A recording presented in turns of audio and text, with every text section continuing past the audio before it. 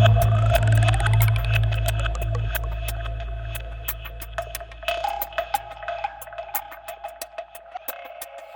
guys, it's Joseph here, Edge Dynamics.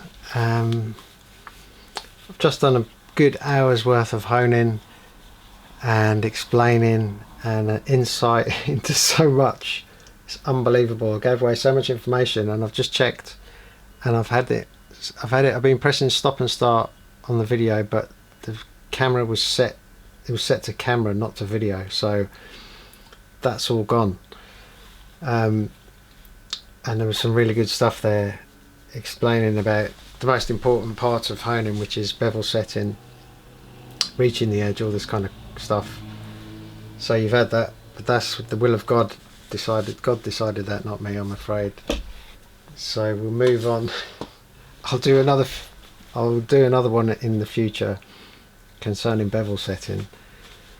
So I mean, you can see all this. It's actually quite therapeutic for me though to talk about all this stuff, but we'll move on to this. I've got this out because it was just something I touched on in another video that I didn't actually publish, which was cutting lines in Negoras, which there's no need for. I've been having a go at this, trying to get rid of them. I just can't stand them. And in the past, all my Negoras had these lines, and there's absolutely no need for them. I'd never use a slurry stone like that. All you have to do is tip it up on the edge, and that's it. The hardest tomos just get right up on the corner, and you'd be using the length of it, and there's absolutely no need for cutting that. Yeah, you can even see this one's broken away, chipped away, so I will get rid of those. And it's sad to lose that much of the stone, but there you go. Right, now moving on to the I'll talk about J-nats a little bit, and before I do that, I always put my disclaimer that anything I say can and will not be used against me. No, anything that I say could be wrong, so because 99% of what I say is stuff I've learnt or taught myself. Does not know from a book or from a guy who knows so much or all this business. It's just my observations, and therefore, you know, I mean, anyone can be wrong, but so I mean, don't go around preaching what I say, but either way, I could be spot on, but we'll find out in the long run. So the way these work, which is something that I've never heard talked about before, and it relates to also understanding a J-nat. Look at that, and if that falls off and breaks, come on. Understanding a J-nat. So, because my first Japanese natural stone didn't do anything, and I didn't know what it was supposed to do or what it did, but it didn't do anything, and I never understood it. My second one, maybe a year later, was a Maruka, and I started to understand that, and the more I understood, the more it unlocked. It opened everything up, even back to synthetics. I then in turn understood what I was doing and what I was trying to do with synthetic stones, because I don't know what I was doing with synthetics. I can't remember too clearly, but it was just like hit and miss, good edges and bad edges. There's no rhyme or reason really, just what you hear is that you're removing steel. But with J-nats, it doesn't boil down to removing material. So with these synthetic stones, obviously you're cutting away the metal on the edge, refining it, removing. You see the swarf, it's a certain grit, does what it says on the tin, and that's that. But with these, this is why these stones have mysteries, and this is why a lot of people don't understand them or don't know how to understand them. So I've got a sneeze brewing, and here it comes. Excuse me. Right, yeah, that's timing. And so where was I? That wedge like that is just wrong. Let me put it back. There you go. Yeah, synthetics are removing steel. Japanese natural stones, no. I believe that the surface structure of these stones is obviously what makes them so special, and it has an effect on the bevel or on any kind of steel you want to rough up and down on it, that has an effect more like panel beating. So it's more like, as I liken it to lots of little Japanese fists punching up on the edge. So they're deforming it, they're bending it. These obviously the old Sheffield steel is the most malleable steel there is from what I've experienced. That's why people say it's soft, but I mean I'm going off track now, a hard steel will break away before soft steel does. So hard and soft, it's a bit confusing, but yeah, the surface structure of these Japanese stones, it's pounding away on the edge, so therefore it doesn't have to cut. It does not have to cut. So this Hon Sweeter, it's got to be like near one of a kind. All right, it can't be, but I mean, from what I've seen, I've got 3 razors here. I've set the bevels nicely how I want, and I'm going to do 15 laps on the Hon Sweeter, and that's it. And if things work out right, I've done it before on 2 razors. I've had success on the there's a cast steel. I've had a shaving video with it. I actually gave that razor to my brother. He won't give me back, or I don't know. And I restore razors, he unrestores them. So God knows what happened to that. And the other, I forget the name. It's something Brothers. The Roxo guys. It's one of theirs. It's a Rattler, and it's just over there actually. I had it off that as well.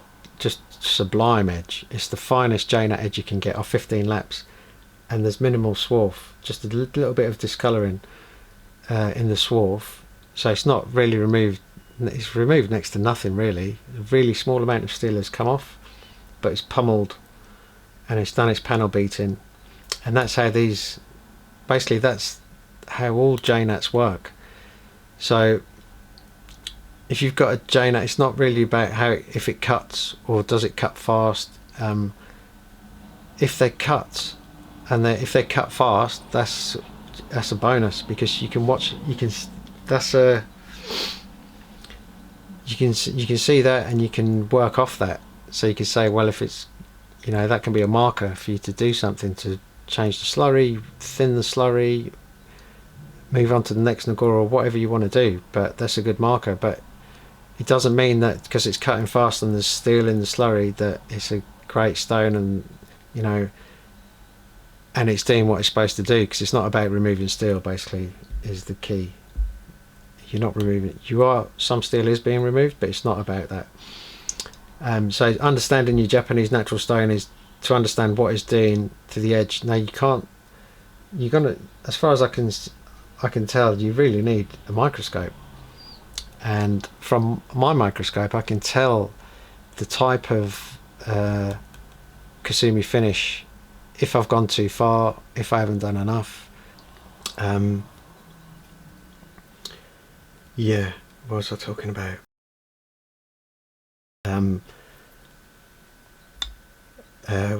Yeah, a microscope would be good, so you can have a look at your Kasumi finish, and you can, after I don't know, years of doing it daily, whatever. I'm just referring to myself. I know what I'm looking at. Also as well, you want to strop it and then look under the scope, and then because you can have an amazing HHT and everything's great and you strop it, but you haven't realised you've stropped it, and parts of the edge have collapsed. It was too fine. It's excellent HHT, but it's knackered. You don't want to shave with it. This is where you can't see that under a loop either. Something you need a microscope for. On top of that, you've also got your slurries. So it's said I'm going to have an accident, I'm sure, but I'll just keep it like that. Right. I've heard people talk about slurry thicknesses, thin slurry, you know, they like to have their slurry in a certain way, and that's fine. I like to have my slurries in a certain thickness, but it depends. This is again comes back to understanding the stone in front of you. So if you understand the stone, you know how much it's pummeling or panel beating the edge, and then you know what the slurry is going to do, what a thick slurry or a thin slurry will do, to get you to where you want to get to. And this is all boils down to the individual stones. So this stone is so violent that I don't know why I just kept concentrating on doing 15 laps or 13 laps. I mean, I had a really good shave off the patent tempered steel. Half of the blade was amazing, and it was off 9 laps. And it dawned on me, what are you doing? You need a thicker slurry, because you've got to hold it back a bit. So that's what I'm going to be doing today, is making up nice thick slurries and going for 15 laps.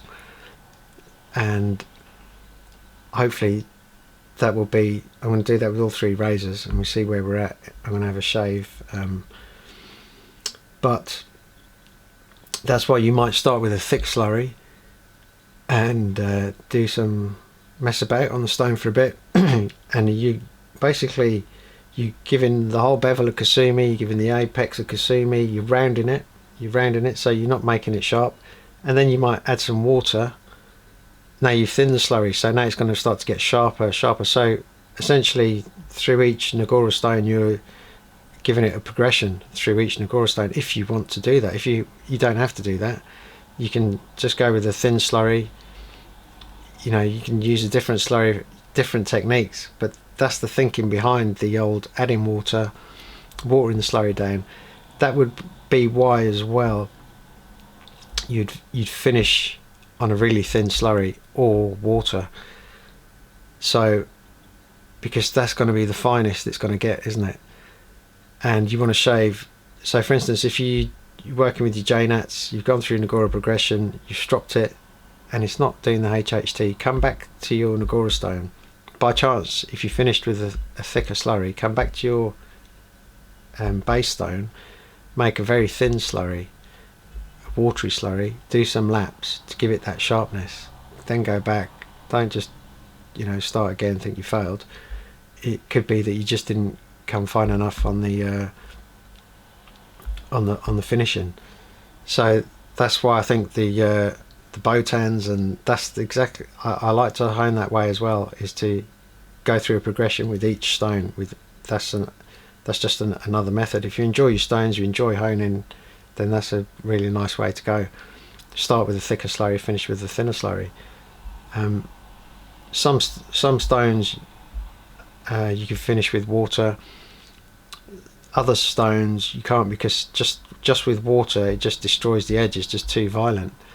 But exactly what is violence on these stones? These are, you know, more mysteries, because I've got stone that works extremely fast. It does that panel beating quickly, it cuts quickly, it does everything, yet it really works well finishing with just water. So, you know, but these are all mysteries of natural stones, Japanese natural stones, and understanding what your stone does and how it does it, and then exactly how the Negoras work with it. The way I look at Negora stones is that, I could be way off course here, but I look at them as they just run interference. So this stone wants to do something and these stones are stopping it from doing what he really wants to do at certain levels with certain grits. And that's it basically. And that's it for this session of honing with Joe. Alright, thanks a lot.